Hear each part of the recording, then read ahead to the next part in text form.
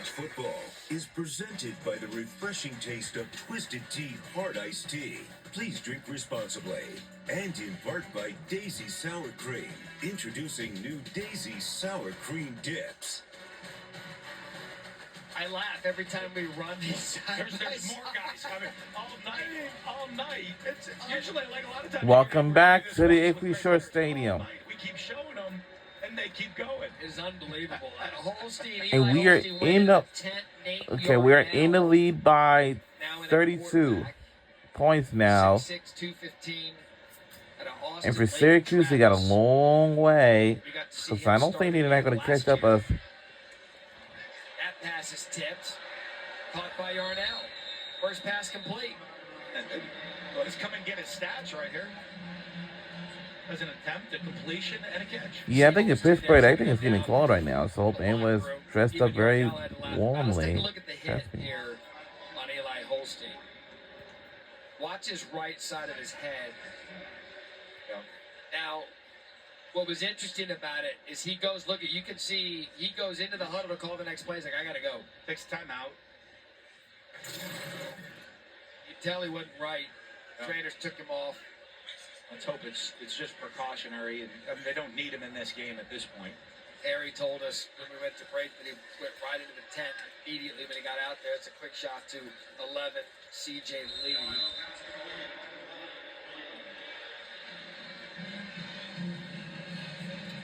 Well, Yarnell's a big guy right here at 6'6", 215, as you said, Lake Travis High School, a great program down outside of Austin, Texas. They win a lot of football games down there and play at a high level. So we got to see him in a game last year. Played well. Yeah, athletic, throws a really nice ball.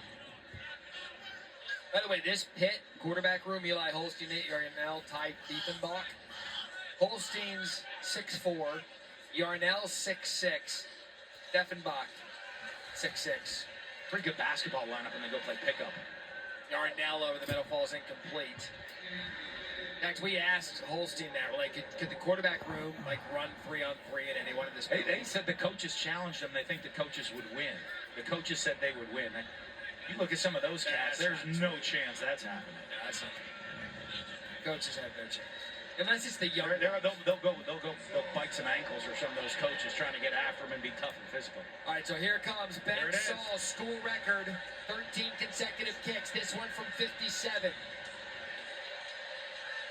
350-plus field goals made this season.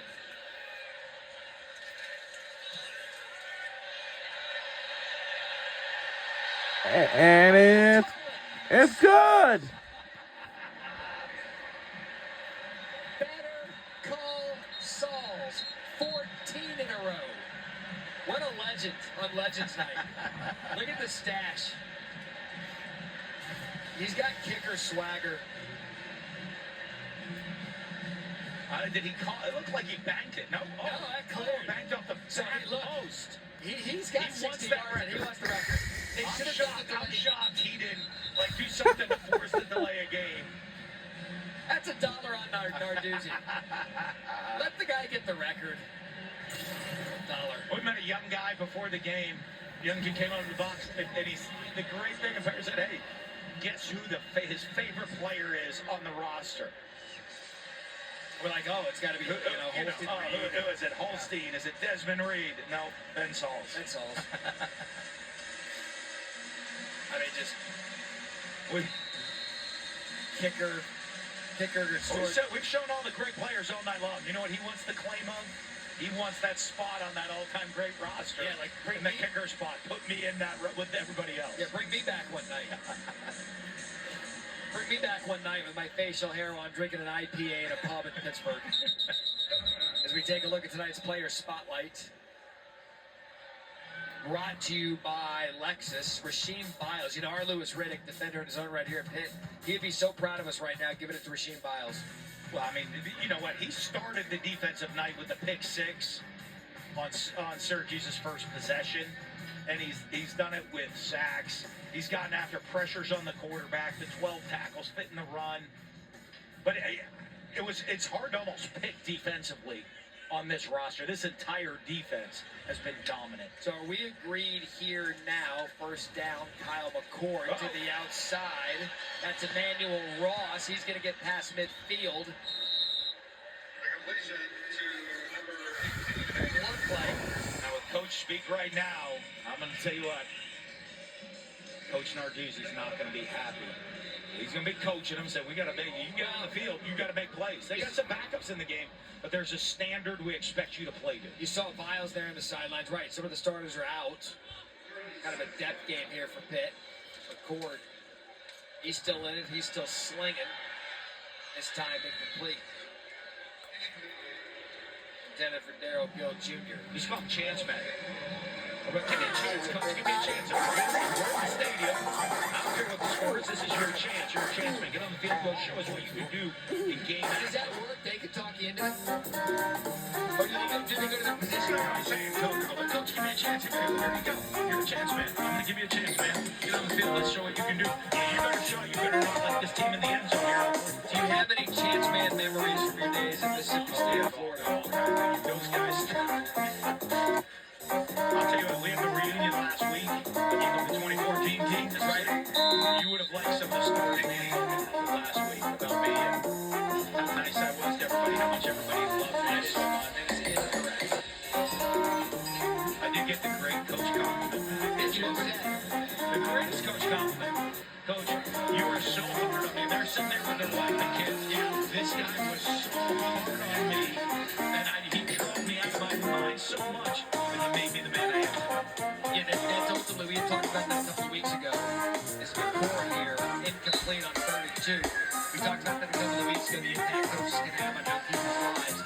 And that's what you want to hear. That's it. You got 100 wins in the ACC, you got all this stuff going for you as a career, but that guy comes back with his wife and kids and says, you changed his life for the better by being hard on him. Yeah. It's the Coach Narduzzi knows. All these coaches, Coach Brown knows. Their job's not to pander these guys. Those guys are to turn these guys into not just great football player, but great men. And that is what every coach in college football, it's what all coaches at every level takes pride in. And you played that, and you know the coaches that impact your life. That is the most rewarding thing. It's not the wins and losses. It's the making the impact on young men's lives. McCord on fourth down. He's going to swing it out to Willis. Yeah, you remember I just young people's lives. It doesn't matter what you're coaching. Yeah. Men's sports, women's sports, anything. The biggest reward you have is making positive impact on people's lives. I mean, even to that end, when we talk to any college athlete, pro athlete, you know what's funny about when you talk to him after the fact, years after the fact, is McCord. Anytime he gets brought down by the Pitt defense again, anytime you talk to him about a coach after the fact, there's always laughs now to start the sentence. They always big laugh. smiles and always laughs. smile. Oh man, coach, Because there were those laughs when we were in the weight room or early morning workouts or running up the hill. We used to run the hill. We were talking about running that. We took them to the hill to go run this hill in Starkville back then. There were laughs, but when it was live going on, there were a lot more tears than laughs happening out there on the field. Pat Narduzzi here for a decade at Pitt, won the ACC championship 2021, 3-9 a year ago. As the offense this year brought in a new coordinator, but he's old school, man. He's an old school guy. Goes about it with defense. Narduzzi's the kind of guy that's perfect for the town that he's in. Oh, the blue-collar town. That's it. The hard-working, toughness. I mean, been here 10 years. He's believed in this program. They've believed in him. He's built it, and they've won consistently. I know last year, here's the funny thing. Last year, they had a rough year, and it wasn't to their standard. All the players say that was the weird. That was not the norm. That's that was the outlier. Pat Narduzzi did it, and you look at what he's been able to do to turn this program around this year, be a top team in the SEC and the ACC. I'm sorry. 3rd and 11, pressure in. They're still going to keep coming after him. They're not. Yeah, it's Jordan Bass. McCord's is. I'm surprised McCord's still in. I am too at this point. Still lots of the game's in hand. He's had a rough night. Pitt's got their backups in, and they have a bunch of backups in. So Coach Narduzzi's not going to pull off. He's going to let these guys go have their chance to go play within the game plan they had and show what they can do. So 4th and 11 here.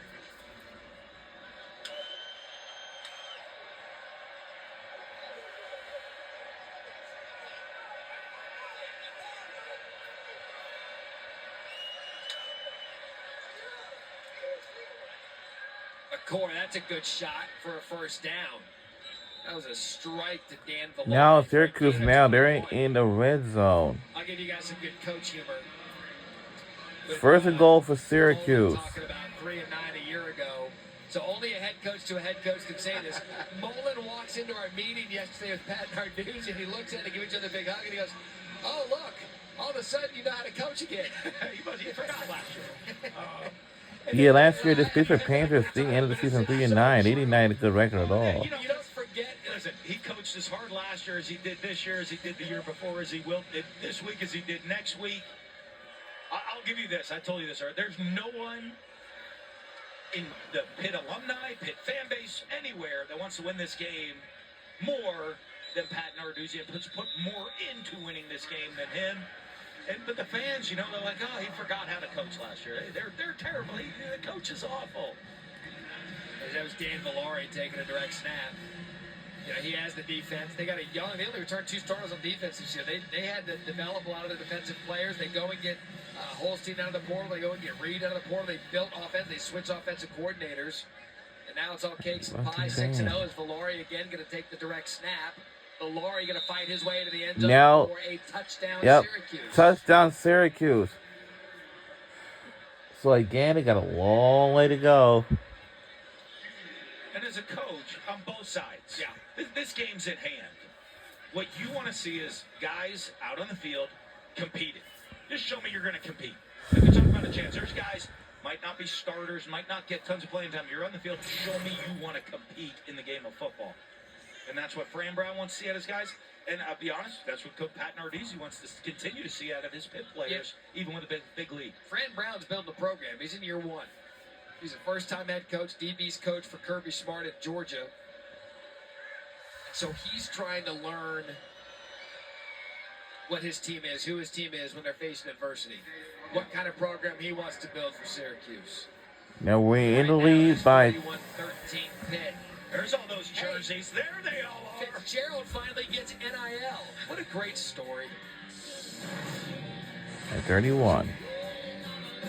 I'm the one.